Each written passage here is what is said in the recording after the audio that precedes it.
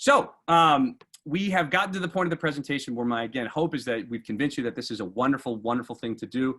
What do you do next, right? So 3 main things: attend study abroad events, talk to advisors, and submit your online study abroad application, right?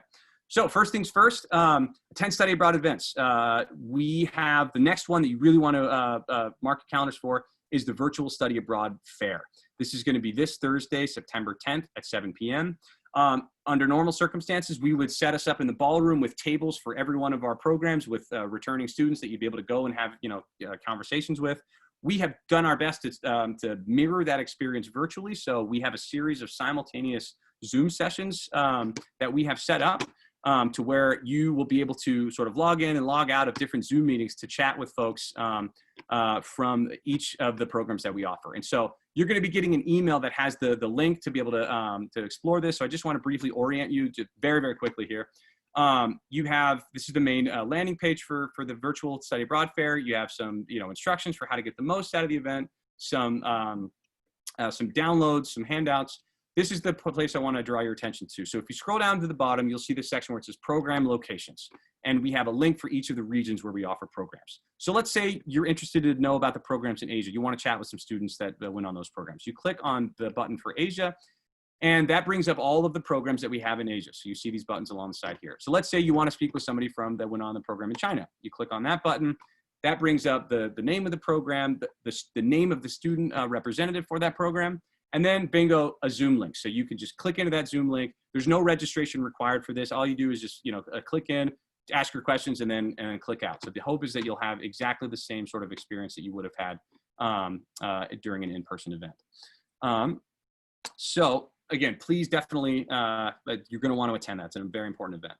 And to say also, this is not a webinar like this one. It is interactive, so you'll be able to communicate directly with the returnees. Absolutely, absolutely. Yep, it's a great point. Yep.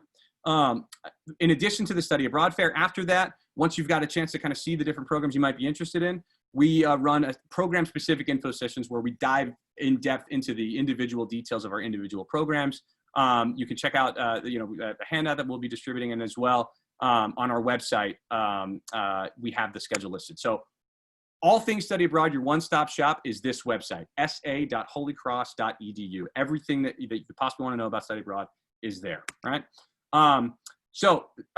You've attended some events, you want to talk to some advisors. Please reach out to us, meet with us. We all have tons of availability via Zoom. We'd love to hear from you.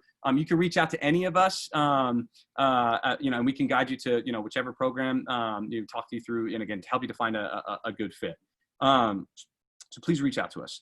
You can also, we recommend that you set up appointments with your academic or major advisor to talk about how study abroad fits with your programs of study. There's actually a dedicated faculty member for each program, or for each academic department, who understands how study abroad interacts with the major in terms of requirements and so forth. We list that on our website as well. You have that list there, so they're another resource for you.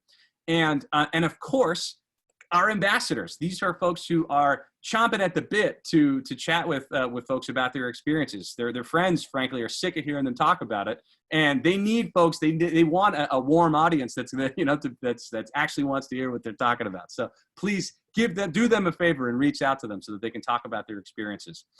If, as you look on the Holy Cross website, which again, sa.holycross.edu, if you find that your program doesn't have a study abroad ambassador, just reach out to the study abroad advisor for that particular program.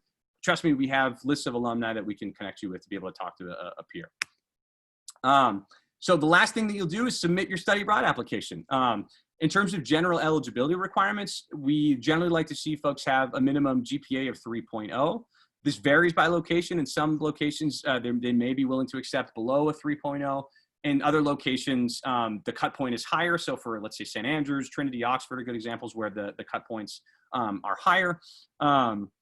You cannot have any deficiencies at the time that you study abroad. So if you withdrew from a course, let's say, and you have a deficiency on your transcript, then you need to make that up prior to studying abroad, either through taking on a 5th course or taking a course, say during the summer.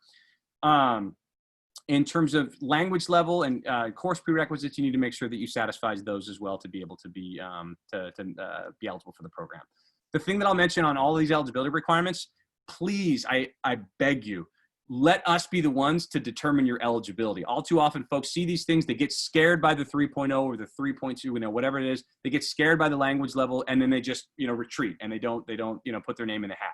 Please let us be the ones to determine your eligibility. Again, and 9 times out of 10, we can figure out a way to make it work. So online application is how you submit it. It's really straightforward. It opens this Friday, September 11th. It's due Friday, November 6th. You access it from sa.holycross.edu. It's a straightforward online application. There's some questionnaires that you fill out. And the most substantial thing that you have to contribute as part of this is a 2 to 3 page essay where you tell us, what program you are interested in, and then explain sort of how that program will help you to fulfill your academic, professional and personal goals, why it's a good fit for you in those dimensions. And folks, that's really it as far as how to the next steps. The only other thing that I'll mention before we open things up to questions is that if you don't currently have a valid passport, we urge you to not delay on that. Because of COVID-19, processing times are longer than usual. So please, right after this, check your passport. If it's not valid, or if you don't have one, apply right away.